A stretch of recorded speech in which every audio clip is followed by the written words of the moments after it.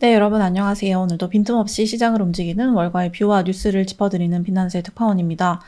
네, 9월의 한 중간이죠. 변곡점이 될 수도 있는 이 일주일의 시작이었던 15일, 장이 굉장히 좀 미심쩍은 그런 움직임을 보여준 하루였습니다. 물론 증시는 굉장히 좋았죠. 테슬라, 구글도 그렇고요. AI 전력, 이런 테마들 덕분에 나스닥, S&P 모두 큰 폭 상승 마감을 했고요. S&P 500은 이제 6,600을 넘어섰죠. 정말 엄청납니다. 금리 인하 기대 때문에 소형주도 랠리를 보여줬고, 그런데 보면은 지금 금, 유가, 천연가스, 은, 이런 원자재도 일제히 상승을 했고요. 이거는 보통 이제 인플레이션을 예상을 할 때 이런 일들이 좀 많이 일어나죠. 또 금이 계속해서 상승하고 있는 것도 뭔가 불안하다, 이런 이야기도 계속 되고 있고요. 또 동시에 미국 채권도 모두 상승했습니다. 수익률이 내려간 거는 이제 채권 가격이 올랐다는 뜻이죠. 이거는 또 인플레이션 예상과는 또 이제 반대가 되는 그런 겁니다. 그렇다고 페드의 금리 인하 기대 때문에 이렇게 다 내렸다라고 하기에는 또 약간 하락폭이 좀 과도한 측면도 있고요. 그렇다면 안전자산 수요인가 이런 여러 가지 해석들이 또 나오고 있고요. 이렇게 미국 증시, 채권 모두 가격이 올랐는데 달러는 또 하락했습니다. 그리고 변동성 지수, 빅스는 또 상승을 했죠. 굉장히 해석하기가 어려운, 이것이 정말 무작정 좋다라고 해도 되는 것인가, 좀 이런 찜찜한 점이 있었고요. 그리고 이제 크립토, 암호화폐는 일제히 하락했습니다. 그나마 이제 비트코인이 조금 덜 떨어지기는 했지만 최근 몇 달 이 위험 자산의 상승을 주도하다시피 했었던 암호화폐, 그 중에서도 이제 이더리움을 필두로 알트코인들 모두 큰 폭 하락을 했고요. 사실 암호화폐가 왜 이렇게 다른 시장들과 좀 괴리된 모습을 보이고 있는가가 이제 오늘 살펴볼 주제인데, 사실 여기에는 이 비트코인, 이더리움은 물론이고 솔라나, 바이낸스 코인, 심지어 트럼프 일가의 월드 리버티 파이낸셜 토큰, 샘 알트먼의 월드코인, 하이퍼 리퀴드, 이런 이제 대부분의 사람들이 잘 모르는 알트코인들까지 해서 이런 암호화폐들, 코인들을 전략적으로 비축하는 방식으로 이제 회사를 운영하겠다라고 하는 이른바 디지털 자산 트레저리, DAT 기업이라고 요즘 이제 줄여서 부릅니다. 이런 DAT 기업들의 주가 하락이 좀 영향이 있기는 합니다. 사실 이런 DAT 기업의 이제 원조가 스트래티지, 옛날 마이크로 스트래티지죠. 이 스트래티지를 따라하는 이런 기업들이 이제 100개, 올해만 100개 넘게 출범했다고 하고요. 최근에 이제 에이코 같은 데나이브스를 회장으로 선임한 에이코 같은 회사들의 주가가 3000% 폭등하는 그런 현상도 봤었죠. 그런데 이런 DAT 기업들이 지난주에는 평균 주가 하락률이 주요 15개 기업을 봤을 때 15% 내렸다고 합니다. 최근에 증시가 좋았는데도 불구하고 이런 DAT 기업들의 주가는 두 자릿수 하락했다는 거죠. 이런 기업들은 사실 이제 기업 가치를 평가를 할 때에도 이제 시총을 보유한 코인의 순자산으로 나눠서 MNAV라고 하는 이 지표를 쓰죠. 이 MNAV가 주가가 하락할 때 당연히 함께 하락하게 되고요. 이 MNAV가 떨어지면 떨어질수록 이제 회사 입장에서는 더 많은 코인을 이제 비축을 하고 보유를 해야 되는데, 그때 코인을 사들이기 위한 자금 조달 비용이 높아지는 셈이어서 이렇게 MNAV가 낮아진다는 것은 자금 조달 비용이 높아진다. 그럼 기업들이 더 많은 코인을 사들일 수 없겠구나라고 하는 생각이 코인 가격을 또 떨어뜨리는 이런 악순환에 또 빠지게 됩니다. 네, 이런 이 DAT의 원조인 마이크로 스트래티지도 최근에 이제 MNAV가 많이 떨어져 있는 그런 상태라는 거죠. 이런 것들이 이제 코인 가격 하락에도 영향을 미쳤다라는 건데요. 사실 이제 오늘의 이제 주요 내용은 이것보다는 지금 왜 이렇게 상승장에서 크립토가 괴리된 진짜 주요 원인이 무엇일까? 좀 더 넓은 시장의 관계성에서 우리가 찾아볼 수 있는 함의가 무엇일까라는 점입니다. 일부에서는 이 초단기 자금 시장에 스트레스가 커지고 있다는 징후를 암호화폐가 먼저 반영하고 있는 거다, 이런 이야기를 하고 있는데요. 무슨 얘기냐? 지금 이 자금 시장이 흔들릴 때 가장 먼저 충격을 받는 자산이 보통 암호화폐인 경우가 많았습니다. 이제 크립토는 특히 이제 빚을 내서 투자하는 레버리지 비중, 마진 거래 이런 것들이 주식보다도 훨씬 많은 경우가 많기 때문에 자금 조달 비용, 안정성 이런 것들이 주식보다 크립토 시장에서 훨씬 더 중요하게 작용할 때가 많습니다. 자금 조달 비용이 높아지거나 돈이 잘 빌려지지 않는 때는 암호화폐가 주식보다 먼저 하락하는 경우가 많았다는 거죠. 실제로 이제 2019년 9월 이제 미국에서는 레포칼립스라고 이야기를 하는 이 단기 자금 시장인 레포 시장에서 레포 금리가 엄청나게 치솟으면서 자금 시장 경색이 벌어지고 페드가 심지어 이제 긴급 자금을 투입을 해서 그 불을 꺼야 했었던 만큼 굉장히 자금 시장의 불안정이 컸었던 이 2019년 9월을 보면은 그해 9월 한 달 동안 비트코인, 이 파란색이 지금 비트코인입니다. 비트코인은 20% 급락을 한 반면에 S&P 500은 살짝 1% 정도 하락하는 정도에 그쳤습니다. 즉 얼마나 이 자금 시장의 불안이 비트코인 같은 암호화폐에 훨씬 더 크게 영향을 주는지를 이 사례를 통해서 알 수 있다는 거죠. 물론 지금은 이때와 비교가 불가능할 정도로 비트코인 암호화폐 시장이 엄청나게 커졌죠. 유동성도 훨씬 풍부해졌고 마진 거래도 이제 증시도 만만치 않게 있다 보니까 반드시 그때만큼 이 크립토가 민감하게 이 광산의 카나리 역할을 한다고 할지는 이견이 있을 수는 있습니다. 이 정도 폭은 아닐 수 있다는 거죠. 그래도 여전히 증시보다 이 레포나 마진 시장의 움직임에 훨씬 더 증시보다는 민감하게 반응한다는 점은 이제 변하지 않았다는 것이 중론이기 때문에 그렇다면 지금 이 크립토가 이렇게 다른 시장들은 증시는 좋아 보이는 상황에서 왜 저렇게 혼자 떨어질까? 자금 시장의 불안을 먼저 반영하고 있는 건 아닐까라고 하는 게 최근 이 크레딧 애널리스트들이 많이 하고 있는 이야기입니다. 실제로 지금도 2019년만큼은 이제 결코 아니지만 단기 자금 시장이 좀 스트레스를 겪고 있다는 징후들이 포착이 되고 있는데요. 가장 가시적인 것은 당연히 레포 금리가 상승하고 있다는 겁니다. 레포 시장은 이제 은행, 헤지펀드, 증권사 등등 이런 이제 금융사들이 매일매일 단기 자금을 조달하는 핵심 통로죠. 이 금리가 높아진다, 레포 시장의 금리가 높아진다는 거는 자금 조달 비용이 높아진다는 뜻이고, 이거는 뭔가 시장 유동성에 문제가 있거나 앞으로 더 커질 수 있는 거 아니냐, 이런 우려를 자극할 수 있는 이제 가장 직접적인 요인입니다. 이게 이제 심해지면은 아까 봤던 이때처럼 이 위험자산 선호 심리에 찬물을 끼얹을 수도 있는 그런 요인이 될 수 있다는 거죠. 근데 최근에 이 레포 금리, 그 중에서도 이제 벤치마크인 이 소프 금리라고 하죠, 우리가. 이제 담보부 이길 자금 조달 금리라고 하는데, 이제 미국 국채를 담보로 하루짜리 돈을 빌릴 때의 금리를 이제 말하는 겁니다. 그걸 소프라고 하는데, 이 왼쪽 그래프를 보면 이제 소프 금리는 아니지만, 이 일반 담보 레포 금리가 페드의 기준 금리인 연방 기금 금리보다도 더 높은 상태에서 지금 거래가 되고 있고, 심지어 점점 그 격차가 9월 들어서 이제 커졌다라고 하는 것을 보여주고 있습니다.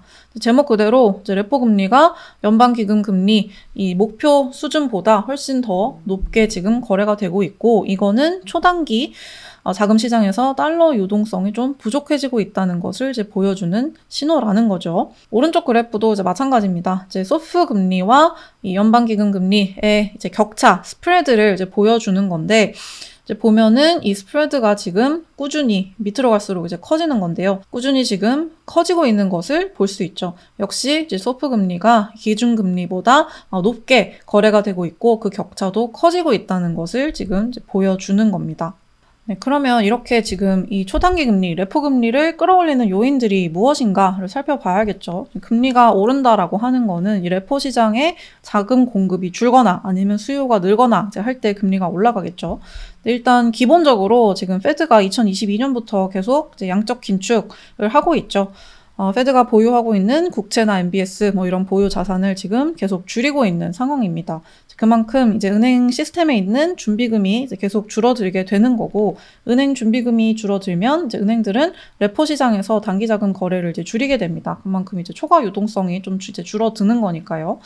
이제 이것은 레포 금리의 이제 상승 요인이 되고요. 또 이런 상황에서 지금 미국 재무부가 국채 발행을 계속 늘리고 있죠. 부채 한도 협상 이제 이후에 계속해서, 그리고 이제 9월 들어 들어서 본격적으로 이제 현금 잔고인 일반 계정, TGA라고 하죠. 일반 계정을 채우기 위해서 단기국채 발행을 이제 계속 크게 늘리고 있는 그런 상황인데, 보면은 여기서 검정색 이 선이 이제 TGA 잔고입니다. 지금 현재 급격하게 늘어나고 있는 것을 볼 수 있죠. 이 말은 이제 레포 시장으로 원래 들어갈 수 있었던 돈이 이렇게 미국 재무부가 열심히 찍어내고 있는 단기 국채를 사들이는 데에 돈이 빠져나가고 있다는 거고, 이것은 역시 레포 시장의 작은 공급을 줄이는, 금리를 올리는 그런 요인이 됩니다. 또 여기서 이 파란색 선, 이 은행 준비금인데요. 이제 길게 시계열이 있다 보니까 굉장히 이제 작기는 하지만 지금 2021년에 고점을 찍고 이제 쭉 약간 하향 추세이기는 한데, 특히 최근에 TGA 잔고를 늘리는 것과 맞물려서 은행 준비금도 이제 약간 줄어든 것을 볼 수 있습니다. 정부가 돈을 흡수한 만큼 이제 은행 시스템에서 현금이 빠져나갔다라는 소리가 되겠고요. 말씀드렸던 것처럼 이것은 아무래도 이 레포 시장의 또 단기 자금 거래를 줄이고 레포 금리를 올리는 그런 요인이 됩니다. 또 최근에 이 영레포 기구, 빨간색 선이 보여주는 건데요. 이 영레포 기구에 들어있는 돈도 지금 거의 바닥이 제로에 가까워진 수준이 됐습니다. 영레포라고 하는 거는 이제 은행, 머니마켓 펀드 이런 곳들이 이제 현금을 중앙은행에 넣어두고 이자를 받는 이제 그런 수단을 얘기를 합니다. 그만큼 지금 돈이 남아 도니까 중앙은행에 넣어두고 이자를 받을 수 있다라고 하는 건데, 이 영레포 기구가 지금 0에 가까워졌다. 4년 만에 지금 거의 최저치다라고 하는 거는 시장에 그만큼 초과 유동성이 거의 바닥이 났다라고 하는 것과 같은 뜻이기도 하죠. 보면은 지금 2022년 3년 뭐 이때 2조 달러 넘겼다가 지금은 이제 0까지 내려와 있는 상황입니다. 사실 이게 이제 올 6월 정도까지만 해도 한 뭐 5천억 달러 가까이 됐었는데, 지금 이제 역시 재무부의 이 국채 발행 증가 때문에 지금 0까지 내려와 있는 그런 상황입니다. 영레포는 말씀드렸던 것처럼 시장의 초과 유동성, 이제 여분의 현금 창고 역할을 하는 곳인데, 돈이 넘치면은 영레포에 넣어두지만 지금은 그렇지 않은 상황이라는 거잖아요. 이거는 이제 추가로 자금이 필요할 때 그만큼 이제 쉽게 끌어올 곳이 점점 이제 줄고 있다라는 뜻이기 때문에 단기 자금에는 당연히 이제 또 상방 요인이 됩니다. 특히 이제 영레포가 이렇게 바닥이 나면은 그 다음에는 이 은행 준비금에서 이제 돈을 끌어오는 곳들도 생길 수 있기 때문에 월가는 점점 좀 이것을 이제 긴장감을 가지고 보고 있습니다. 은행 준비금까지 줄어들게 된다면 그것은 진짜로 이제 시장 유동성에, 은행 유동성에 약간 이 축소 시그널이 확실하게 될 수 있기 때문이죠. JP모건은 이제 최근에 이런 이유들로 인해서 자금 시장의 압력이 앞으로 조금 더 커질 수도 있다라고 이야기를 하고 있습니다. 다만 뭐 지금 보시다시피 아직까지는 은행 준비금이 뭐 3조를 넘어서는 수준이기 때문에 걱정할 수준은 아니다라고 이야기를 하고는 있는데요. 이것도 약간 최근 좀 반발이 있습니다. 왜냐? 은행 준비금이 풍부하다면은 은행들이 페드로부터 돈을 단기적으로 빌릴 이유도 없을 텐데, 지금 15일 아침 미국 시간 기준으로 은행들이 이 상설 레포 기구를 통해서 페드로부터 15억 달러를 미국채를 담보로 맡기고 4.5% 금리로 돈을 빌리는 이런 움직임이 포착이 된 겁니다. 일부 은행이나 딜러들이 일시적인 이제 자금 수요가 있었다는 거죠. 단기적인 현금 부족이 있었다는 겁니다. 물론 15억 달러는 굉장히 작은 수준이기 때문에 이 페드의 상설 레포 기구, 돈을 빌려주는 이 상설 레포 기구의 한도가 5천억 달러가 넘습니다. 5천억 달러에 비하면 15억 달러 굉장히 이제 작은 수준이다. 뭐 걱정할 정도는 아니다. 은행 전반의 유동성 문제는 아니다라고 하는 것이 이제 당연히 중론인데, 보시면은 이제 그동안 최근 몇 년 동안에 발생한 것을 보면은 보통 뭐 6월 말 9월 말, 이제 분기 말에 일시적인 자금 수요 때문에 발생한 적이 많았는데, 지금 이렇게 9월 중순에 이런 자금 수요가 발생한 것은 2019년 이후로 처음입니다. 그러다 보니까 이거 물론 은행 전체의 문제는 아닌 것 같긴 하지만 뭔가 분기말이 아닌데 상설 레포 기구가 가동됐다? 이거는 약간 좀 찜찜하다라고 지금 이야기가 나오는 거죠. 15일에 법인세 납부 뭐 이런 요인들이 있었을 수도 있겠지만은 만약에 이제 이런 맥락에서 페드 레포기구 이용이 앞으로 계속 조금씩 늘어나는 추세가 혹시 나타난다면 약간 자금시장 긴장의 시그널이 될 수 있기 때문에 모니터링이 필요하다. 또 약간 이런 스트레스의 징후라고 해석하는 이야기들도 나오고 있습니다. 또 이 레포 시장에 금리를 올리는 요인에는 자금 수요가 늘어났기 때문에 금리가 올라가는 경우도 있겠죠. 그것이 이제 최근 관측되고 있는 헤지펀드 같은 기관의 베이시스 트레이드가 늘어나고 있다는 겁니다. 베이시스 트레이드라고 하는 거는 이제 어떤 자산의 현물 가격과 선물 가격이 차이가 생겼을 때 그 차익을 노리는 거래를 말하는데, 미국채 시장을 예로 들면은 이제 헤지펀드 같은 기관들이 미국채 현물하고 선물하고 가격이 벌어져서 이제 그 베이시스가 생길 때 그것을 먹기 위해서 레포 시장에서 돈을 빌려가지고 국채 현물을 사고 국채 선물을 파는 방식으로, 그리고 시간이 지나서 이제 두 개가 맞춰지면은 그 차익을 이제 먹는 그런 식의 트레이딩을 많이 하게 됩니다. 근데 최근에 이런 베이시스 트레이드가 많이 늘고 있다는 거예요. 그러다 보니까 이제 국채 현물을 살 때 레포 시장에서 돈을 빌린다라고 말씀드렸는데, 레포 시장에 지금 자금 수요가 계속 늘고 있다라는 이야기입니다. 그것이 레포 금리를 끌어올리고 있고요. 그러면 왜 베이시스 트레이드가 지금 증가하느냐? 왜 국채 현물과 선물의 가격 차이가 자꾸 지금 나타나고 있는 거냐? 이것도 역시 이 재무부 국채 발행 증가에 영향이 있습니다. 이것도 지금 재무부가 국채를 많이 찍어내다 보니까 현물 채권 공급이 늘어나겠죠? 그러면 그것은 현물 채권 가격 하락으로 이어지기 때문에 현물을 지금 쌀 때 사고 선물을 파는 방식으로 이런 이 차익을 노리려는 트레이드가 늘고 있다는 겁니다. 근데 이것이 어떻게 보면은 지금 국채 발행 때문에 유동성이 약간 자금 시장에서 스트레스를 겪고 있는데, 그것이 베이시스 트레이드를 이어져서 베이시스 트레이드를 하느라 또 자금 수요가 늘어나서 레포 금리를 또 올리는, 지금 이런 약간의 악순환이 지금 생기고 있다라고도 볼 수 있겠죠. 어쨌든 지금 이런 레포 비용 상승, 유동성 제약 이런 것들이 시장에 지금 존재한다라고 하는 시그널들이 계속해서 나타나고 있다는 겁니다. 크지는 않지만은요. 그렇다면 이제 결국 이것이 일시적이냐? 아니면 정말 금융시장의 유동성이 뭔가 증시나 암호화폐 시장이나 이런 자산 시장에 영향을 줄 만큼 심각한 어떤 경색을 예고하고 있는 거냐, 이런 앞으로의 전망이 중요하겠죠. 지금 그 전망은 약간 갈리고 있습니다. 중로는 일시적이다예요. 중로는 큰 문제 없을 거다라는 겁니다. 하지만 약간 갈리는 것들도 있다는 건데, 확실한 거는 이제 2019년 9월 같은 아까 레포칼립스라고 했던 이제 이런 사태는 없을 것이다라는 것에 이제 모두가 동의를 하고는 있습니다만, 약간의 유동성 스트레스가 앞으로 지속될 거냐, 심해질 거냐에 대해서는 살짝 전망이 갈립니다. 일단 JP모건, 모건스탠리, 뱅크 오브 아메리카 등등은 기본적으로 지금 이것이 일시적이다, 그렇게 길게 가진 않을 것이다 라는 것이 중론입니다. JP모건은 올해 안에 연말 전에는 레포금리 상승세가 좀 완화될 것으로 일단 보고 있고요. 왜냐? 지금 현재 기본적으로 단기 자금 시장에 스트레스를 주고 있는 가장 큰 요인이 재무부의 단기 국채 발행 증가이기 때문에 이것이 어느 정도 마무리되면은 이제 지금 이 레포 금리가 올랐던 것도 좀 이제 안정화될 수 있다라고 하는 겁니다. 또 이제 아까 봤던 것처럼 은행 준비금에 기본적으로 아직 3조 달러 넘게 들어있고 큰 문제가 없고 상설 레포 기구도 잘 작동을 하고 있기 때문에 유동성에 심각한 문제가 생길 일은 없을 것 같다 라고 이야기를 하고 있습니다. 반면에 이제 연말까지도 계속해서 레포 금리가 기준금리보다 더 높은 현재 수준을 이 스프레드를 유지할 거다라고 하는 전망도 있는데요. 시티가 대표적입니다.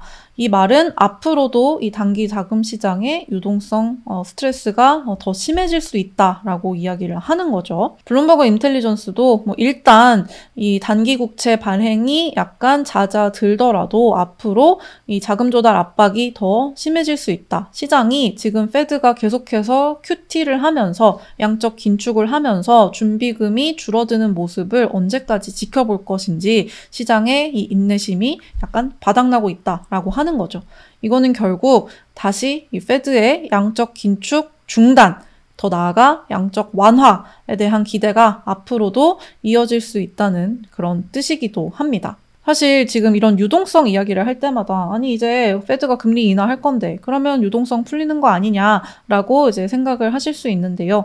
사실 금리 인하만으로 이 은행 준비금이 바로 풀리는 것은 아닙니다. 페드가 직접 채권을 사는 방식으로 은행 준비금을 늘려주거나 아니면 뭐 이렇게 뭐 재무부가 현금 잔고를 풀어서 직접적으로 이제 은행에 돈을 넣어주는 이제 그런 식의 유동성 주입이 이제 있어야 은행 시스템 상의 유동성이 이제 늘어날 수 있는 거고요. 물론 이제 금리 인하를 하면은 기본적으로 이제 은행 대출이 늘어나고 민간으로 가는 돈이 늘어나니까 이제 광의의 유동성, 우리가 이제 M2라고 하는 이 광의의 유동성이 당연히 늘어나게 되겠죠. 그래서 금리 인하를 하면은 이 M2가 점점 늘어날 것이기 때문에 자산 시장은 계속 상승할 수 있다라고 하는 것이 이제 현재의 기대인 거고요. 뭐 지금 이야기하는 은행 시스템상의 유동성 문제와 이 M2랑은 살짝 결이 다른 이야기이기는 합니다. 결국 지금 이 단기 자금 시장, 이 크레딧을 보는 사람들은 금리 인하로 M2가 늘어나더라도 은행 시스템 상의 유동성은 페드가 양적 완화를 적극적으로 해주지 않는 이상 뭔가 문제가 계속 될 수도 있다라고 하는 경계심이 있다는 거, 이것을 이제 염두에 두시면 좋을 것 같고요. 또 이렇게 레포 시장이 뭔가 단기 자금 시장이 뭔가 문제가 있을 때에는 암호화폐 시장이 앞서서 그 리스크를 반영하고 있을 수도 있기 때문에 뭔가 증시가 위험 자산이 전반적으로 좋아 보이는데도 오늘처럼 뭔가 암호화폐 시장이 혼자 따로 논다라고 하면은 살짝 경계심을 가져볼 법하다, 이런 말씀도 드리고 싶습니다.